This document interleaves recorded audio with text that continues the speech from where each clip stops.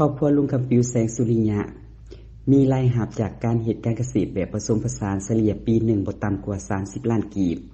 ปัจจุบันการปลูกฝังเลี้ยงสัตว์ให้กลายเป็นสินค้าแม่นอีกทางเลือกหนึ่งของประชาชนและผู้ประกอบการที่เป็นปัจจัยสำคัญให้แก่การพัฒนาชนบทและแก้ไขความทุกข์ยากรวมทั้งเป็นการจัดตั้งพันธุ์ขยายวาระแห่งชาติว่าด้วยการแก้ไขความยุ่งยากทางด้านเศรษฐกิจการเงินซึ่งยามใดคณะพรรคองค์การปกครองแขวงสวรรณเขตก็ได้เอาใจใส่สุขอยู่ส่งเสริมประชาชนจากการผลิตแบบธรรมชาติไปสู่การผลิตเป็นสินค้าโดยนำใส่เทคนิควิทยาศาสตร์และวิชาการเข้าในการปลูกฝังเลี้ยงสัตว์ให้กลายเป็นสินค้าสำหรับครอบครัวลุงคำปิวแสงสุริยะอายุ68ปีพนักงานบำนาญอดีตรองหัวหน้าองค์การแถลงข่าววัฒนธรรมและท่องเที่ยวเมืองเซปูนแขวงสวรรณเขตก็เป็นครอบครัวหนึ่งที่ได้ยึดถือเอาการปลูกฝังเลี้ยงสัตว์เป็นอาชีพต้นตอภายหลังที่ได้พักผ่อนหับเบี้ยบำนาญปัจจุบันอาศัยอยู่บ้านโพไซเมืองเซปูนแขวงสวรรณเขตเริ่มต้นทำอิฐลุงคำปิวได้กู้ยืมเงินธนาคารนโยบายจำนวน30ล้านกีบเพื่อลงทุนซื้อหมูมาเลี้ยงเห็นว่าผลตอบรับได้ดีสมควรซึ่งสามารถใช้หนี้ธนาคารจนหมดและสามารถซื้อรถกระบะฮุนไดได้คันหนึ่งแล้วมาปรับแต่งเป็นรถโดยสารหลังจากนั้นปีต่อมาก็ได้ปลูกยางโบงใส่ดินสวนจำนวน 4,000 ต้นมาฮอดปัจจุบันครอบครัวของลุงคำปิวได้เลี้ยงงัวจำนวน24โตวเลี้ยงแบะ30โตวเลี้ยงหมูเลี้ยงปลาและสัตว์ปีกอีกจำนวนหนึ่งเพื่อขายเป็นสินค้าสร้างรายรับภายในครอบครัวโดยเฉลี่ยปีหนึ่งครอบครัวลุงคำปิวได้มีรายรับจากการขายสัตว์เลี้ยงบ่ต่ำกว่า30ล้านกีบลุงคำปิวยังว่าตื่มอีกว่าผ่านการหันมาเฮ็ดการเกษตรแบบผสมผสานเป็นเวลา10กว่าปีเห็นว่าชีวิตการเป็นอยู่ของครอบครัวดีขึ้นหลายซึ่งสามารถปลูกเรือนได้2หลังปลูกเถียงนาได้2ชั้นครึ่งดินครึ่งไม้ได้1หลังซื้อรถใหญ่2คันและสามารถส่งลูกเรียนจบในระดับต่างๆตื่มอีกสำหรับปัญหาที่เกิดขึ้นกับผลผลิตในปัจจุบันแม่นยางโบงที่บ่มีตลาดรับซื้อภายในเมืองเซปูนในปัจจุบันปลูกมาแล้วบ่มีบ่อนขายฉะนั้นจึงเรียกร้องให้องค์การจัดตั้งเกี่ยวข้องจงช่วยซอกหาตลาดเก็บซื้อยางโบงนำประชาชนภายในเมืองเซปูนตื่มเพราะยังมีสวนยางโบงของประชาชนอีกหลายครอบครัวที่ได้รับผลกระทบอยู่เนาะอยู่บ้านพลม่วงเบื้องต้นก็มีแนวคิดเพราะว่าเฮาก็เป็นพนักงานบำนาญเนาะแล้วไปหันไปนี่ก็มาเห็นเขาเจ้าพัฒนาแล้วคิดอยากเฮ็ดก็เลยตัดสินใจมายืมเงินธนาคารมาพัฒนา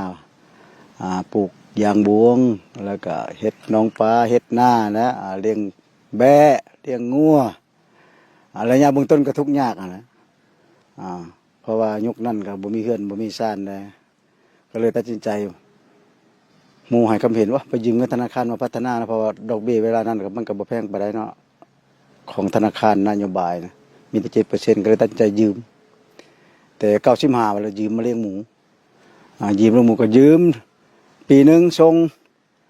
แล้วยืมต่อเลี้ยงมาต่อก็ค่อยได้มาวันนี้ก็ได้เบื้องต้นก็ได้รถคนใดคันนึงก็แล่นไปรถโดยสารแล้วก็เฮ็ดไปได้มาได้ต่อไปอีกก็ได้รถตู้คันนึงก็เลยก็เฮ็ดไปมาหมดเลี้ยงหมูเฒ่าแล้วก็ตัดสินใจปลูกยางบวงก็เลยออกมาอยู่หน้าบัดนั้นเนาะมาพัฒนาอยู่พี่ตะกี้ก็อยู่เฮือนมาเนาะหลังจากนั้นก็มาจกน้องปลาตื้มแล้วก็ปลูกยางบวงเลี้ยงแบะเลี้ยงงัวปัจจุบันนี่ก็เลี้ยงมีงัวอยู่ก็20ไป21ตัวตัวแม่ก็ประมาณ16ตัวเนาะตัวเทิกนี่ก็6ตัว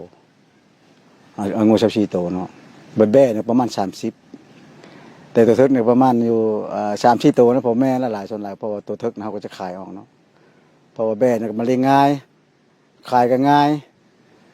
พอค้าลาวเฮานั่นแหละกับเวียดนามแน่ก็เอามาถามชื่อแต่ละมือเบอร์โทรเขาเจ้าก็จกไว้ให้เพราะว่าเฮาเลี้ยงนี่คันถ้าเฮาเลี้ยงดีเนาะชักยาชักหยังบำรุงมันก็ประมาณ7เดือนเฮาก็ได้20กิโลเนาะโลนึงก็ประมาณ50,000กีบเฮาก็จะได้อยู่ล้านปลายต่อโตถือว่าปีแล้วนี่เฮาก็ขายตัวแบะนี่ก็ได้ประมาณ5โตเนาะ5โตก็ได้5ล้านปลายนะ